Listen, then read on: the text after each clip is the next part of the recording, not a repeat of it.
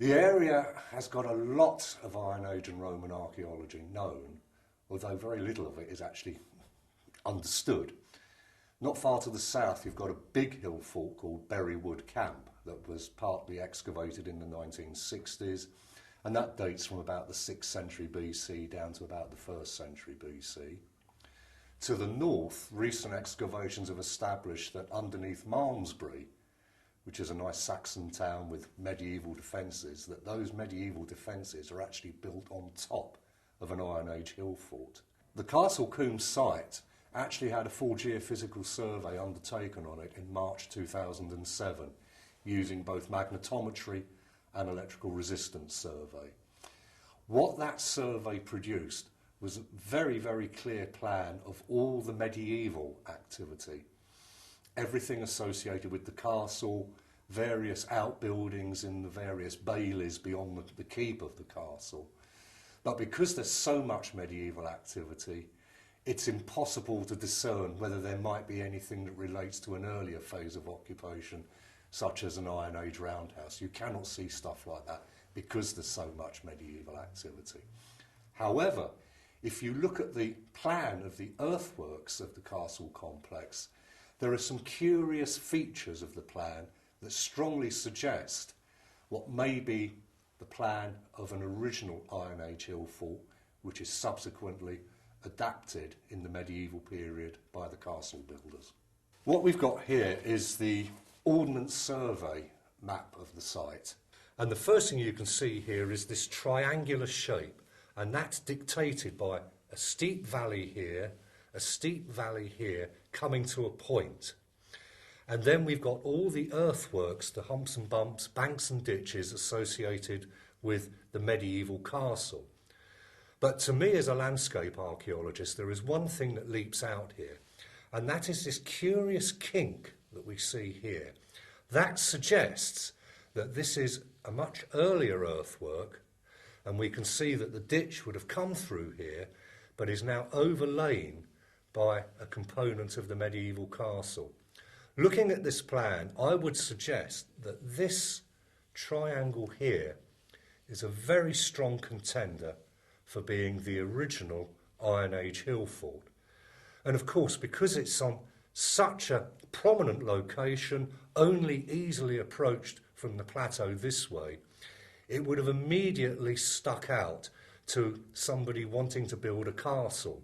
So it's the ideal spot to reuse that hill fort, cut further ditches, put your buildings in here, and then expand the thing out onto the plateau.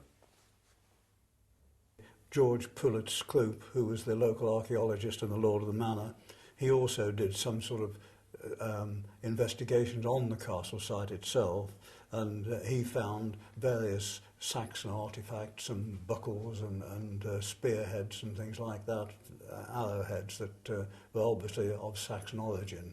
So it can be fairly assumed that there was a Saxon occupation of the hill fort itself. The topography in that area is fascinating because you've got these sort of quite level plateaus, but then they're pierced by these steep-sided valleys.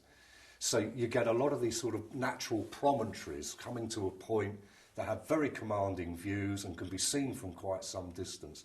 And these are very favoured locations for hill forts.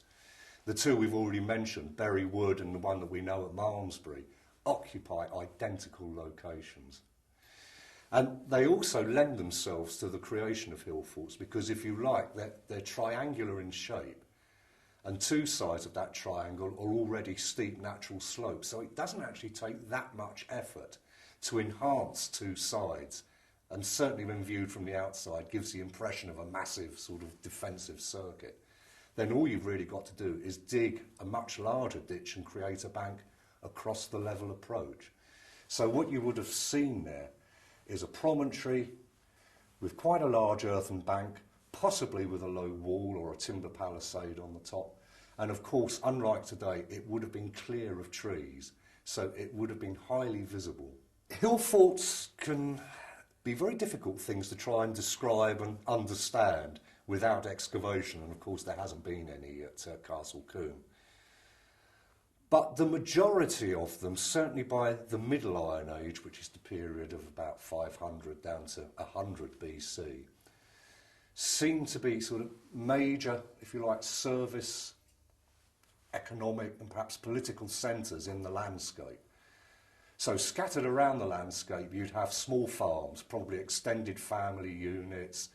They'd be sort of tilling the soil, growing crops, raising livestock and such like. And the hill forts, on those that we have excavated, you can see a variety of activities going on inside them that suggest that they are like a big regional service centre. You get evidence for smithing, carpentry, processing of crops. Many of these hill forts have massive underground pits that actually are very, very efficient grain storage silos. So they may be like a community treasure chest, where your wealth would be counted in how much surplus produce you can produce. And you could then use that to exchange on for raw materials which are not available in your local area, like copper and tin for making bronze, and salt, which would have been so important, both in prehistory and later periods before refrigeration. The only way to preserve foodstuffs is using salt. And other hill forts that you see excavated, you often find these very coarse pottery containers that are coming up from the coast that contain sea salt. And so one would imagine that it's going to be a great centre for trade and exchange, probably also somewhere where the community could come and gather at certain times of the years for festivals and great fairs for exchange and such like. So, you know, they perform a variety of roles at many levels, but they're an indication that you've got a fairly densely settled landscape in the vicinity, because you're probably looking at these things being created as a great communal effort, people coming from round about, and perhaps each being allocated a length of bank and ditch to construct. So everyone's putting effort into this.